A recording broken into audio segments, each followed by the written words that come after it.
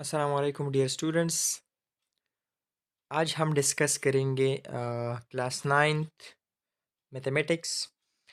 सबसे पहले हम जानेंगे मैथमेटिक्स का definition. The knowledge of numbers and symbols is known as mathematics. Numbers और सिंबल्स के इल्म को हम कहते हैं मैथमेटिक्स। मैथमेटिक्स नंबर्स और सिंबल्स का इल्म है। Class nine mathematics chapter one है मैट्रिसेस। मैट्रिसेस जो है ये मैट्रिक्स का प्लूरल है। ओके जी, it is the plural of matrix. So first of all we have to define a matrix. हम सबसे पहले मैट्रिक्स का डिफिनीशन करेंगे। A matrix is a rectangular array या arrangement of real numbers enclosed in square brackets. Matrix हमारे पास एक rectangular arrangement है रियल नंबर का, जो इनक्लोज होते हैं स्क्वायर ब्रैकेट्स में। ये देखिए आप, ये हमारे पास रियल नंबर्स है और ये रियल नंबर्स इनक्लोज्ड है एक स्क्वायर ब्रैकेट्स में, और ये हमारे पास एक रेक्टेंगुलर अरेंजमेंट बनाता है। तो ऐसे किस्म अरेंजमेंट को हम फिर कहते हैं मैट्रिक्स।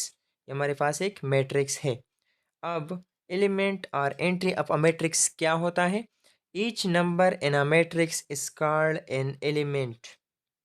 हर एक नंबर एक मैट्रिक्स में क्या होता है? एलिमेंट या एंट्री ऑफ द मैट्रिक्स होता है।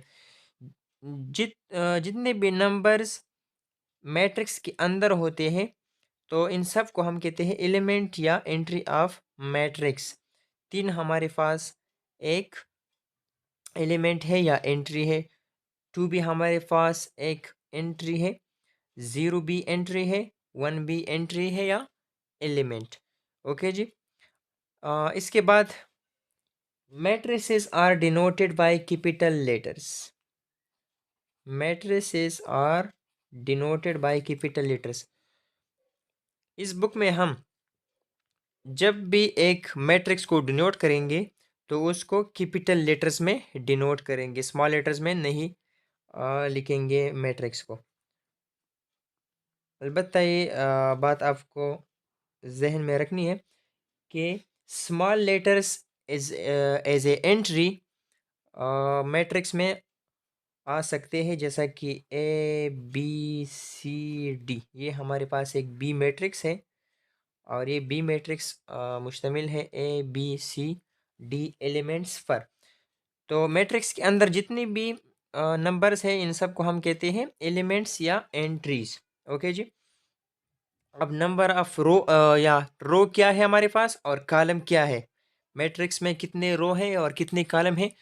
तो रो को पहले डिफाइन करते हैं।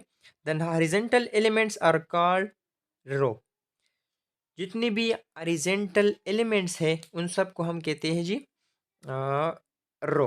ओके जी। जैसा कि हॉरिजॉन्टल लाइन एक ऐसा लाइन होता है जो कि पैरेलल टू द अर्थ है। जैसा कि हमारे पास ये लाइन क्या है जी? पैरेलल है। सो इसलिए हम इसको कहते हैं जी रो। अब जितनी भी लाइंस होते हैं इन सब को हम कहते हैं हर एक को इंडिविजुअली कहते हैं row. So there is another one also. So there are two rows. Okay जी। Now columns, the vertical lines are elements are called column. जितने भी वर्टिकल लाइंस होते हैं, जैसा कि ये हमारे पास एक वर्टिकल लाइन है, तो ऐसे एलिमेंट्स को हम कहते हैं जी कॉलम्स। ओके जी। सो